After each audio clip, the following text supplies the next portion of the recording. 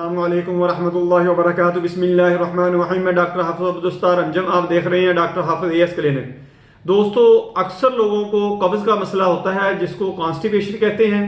इससे कैसे बचा जा सकता है, क्या क्या एहतियाती तदाबीर और कौन सी इसकी मेडिसिन है, और क्या क्या आप खाने पीने में चेंजिंग करके इससे बच सकते हैं, मैं सारी तफसील आपको बताऊंगा। पूरी वीडियो देखें, आपको बहुत ज़्यादा फायदा होगा। मेरा आज का जो मौजू होगा वो होगा हाउ टू कॉन्स्टिपेशन क्योर। दोस्तों, कॉन्स्टिपेशन से बचने के लिए बहुत ही आसान आपके पास हल है। बेहतर यही है कि इनको अपनाएं और जो कॉन्स्टिपेशन की मेडिसिन है इनसे बचें। क्योंकि कॉन्स्टिपेशन जब हो जाती है तो बहुत सारी बीमारियां इसके साथ आपके जिस्म में घर कर लेती हैं। इसलिए एहतियाती तदाबीर ही आप इख्तियार करके कॉन्स्टिपेशन से बचने की कोशिश करें। दोस्तों, सबसे पहले तो आपने कॉन्स्टिपेशन से बचने के लिए एक्सरसाइज को अपना मामूल बनाना है कि सुबह शाम आपने वॉक भी करनी है, हल्की फुल्की एक्सरसाइज भी करनी है, और खाना आपने अच्छी तरह चबा चबा के खाना है। खाना कुछ लोग जल्दी जल्दी खाते हैं, बड़ी बड़ी लुकमे ले लेते हैं और वो थोड़ा सा चबाया उसको और फौरन ही उसको निगल लिया। ये होता है कि जो मुंह ने असल में मुंह से हाजमे का डाइजेस्टिव सिस्टम जो शुरू होता है वो आपके मुंह से ही होता है, यानी यहां से सलाइवा खाने के अंदर दाखिल हो जाता है, उसमें मिक्स होता है, तो हाजमे का अमल यहीं से शुरू हो जाता है। अक्सर लोग ये करते हैं कि बड़ा लुकमा लेते हैं, एक दो दफा उसको आपने चबाया, फिर फौरन ही निगलने के आगे गुजार लिया। ये होता है कि जो मुंह में काम होना होता है डाइजेस्टिव सिस्टम का, सलाइवा से मिक्स होकर यहां से जो अमल शुरू होना था वो नहीं हुआ, वो आपके मैदे के ऊपर, स्टोमक के ऊपर जाकर लोड बन जाता है। वो सारे का सारा काम स्टोमक को ही करना पड़ता है। इसलिए अक्सर फिर स्टोमक डिस्टर्ब होना शुरू हो जाता है और कब्ज का मसला बनना शुरू हो जाता है। क्योंकि फिर जब स्टोमक के अंदर उसको ज्यादा टाइमिंग लगेगी, स्टोमक ने जब उसको मूव करना है, उसको खाने को मिक्स करना है, मुख्तलिफ रतूबात जूस वगैरह उसके अंदर दाखिल होने हैं जो मुख्तलिफ आर्गन वगैरह प्रोवाइड करते हैं, तो फिर उसका आगे प्रोसीजर शुरू होता है कि इंटेस्टाइन में। जब मैदे के अंदर, स्टोमक के अंदर खुराक को ज्यादा टाइम लग जाता है तो फिर जो इंटेस्टाइन की मूवमेंट होती है वो भी डिस्टर्ब होना शुरू हो जाती है, वो भी कम होना शुरू हो जाती है।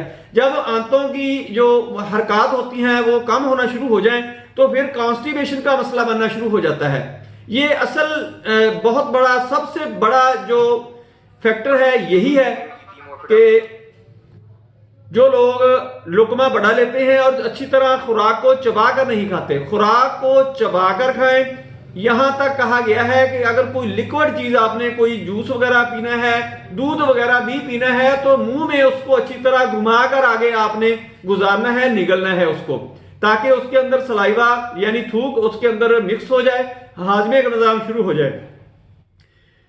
दूसरा, ये चबाने वाला अमल मैंने आपको बता दिया। फिर आपने पानी का इस्तेमाल ज्यादा करना है।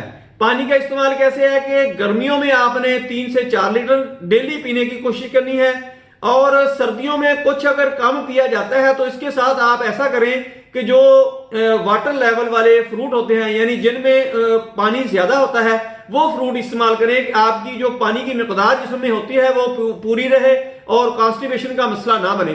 क्योंकि जब पानी की मिकदार जिस्म से कम होती है तो इंटेस्टाइन में भी वो ड्राइनेस आ जाती है और जो उसकी मूवमेंट होती है वो भी डिस्टर्ब होती है, तो फिर वो कॉन्स्टिपेशन तो होनी ही होती है। अगर पानी का ज्यादा इस्तेमाल रखेंगे, फ्रूट वगैरह जो है वो जो जिनके अंदर पानी की मिकदार ज्यादा होती है वो इस्तेमाल करें, सब्जियात वगैरह इस्तेमाल करें, खुसूसन घर में बनी हुई सब्जियां इस्तेमाल करें।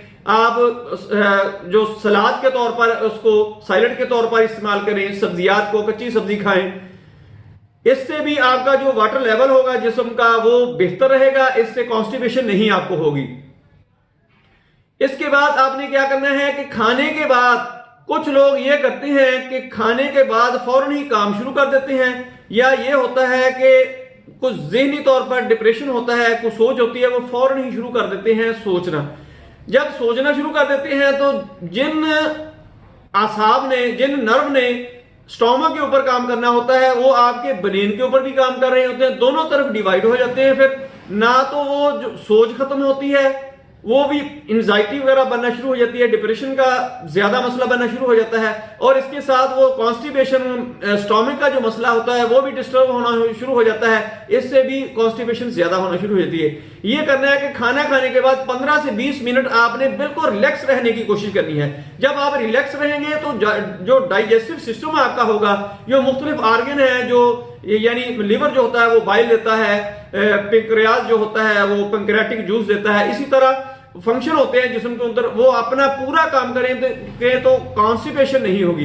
दूसरा ये करना है कि जब आपको लेटरीन की हाजत हो, टॉयलेट की हाजत हो, यानी जब आपको स्टूल पास करने की हो रही हो हाजत, तो आपने उस वक्त रोकना नहीं है, काम का आपने लालच नहीं करना, या अपने ऑफिस का या बैठने का या ज्यादा इस किस्म का नहीं करना। आपने फौरन ही टॉयलेट यूज करने की कोशिश करनी है कि आप इसको स्टूल को पास कर दें। इस तरह भी बाद लोग ये करते हैं कि आदत बना लेते हैं कि जब टॉयलेट जाने की हाजत होती है तो उस वक्त नहीं जाते, तो इससे वो कॉन्स्टिपेशन रहना शुरू हो जाती है। अगर आप ये एहतियाती तदाबीर इख्तियार करेंगे तो आपको कॉन्स्टिपेशन होगी ही नहीं। अगर खुदा न खास्ता किसी को फिर होना शुरू हो जाए कोई उसको कमी कुताही की वजह से, तो फिर मैं आपको 2-3 मेडिसिन बता देता हूं, ये आपने इस्तेमाल करनी है।